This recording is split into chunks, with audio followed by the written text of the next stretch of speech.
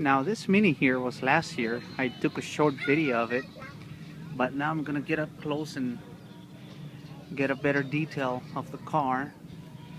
Beautiful engine compartment, nice tiny 1.3 4-cylinder.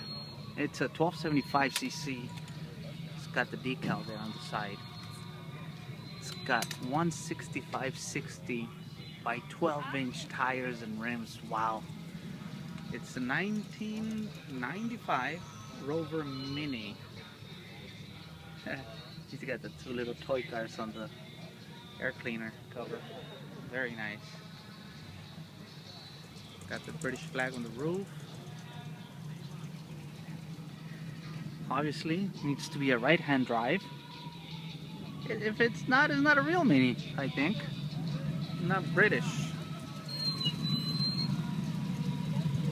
Yeah, it's got the UK Mini license plate on it. Very nice little car. Wish I had one of them, but last year my son fell in love with it. He thought it was a toy car.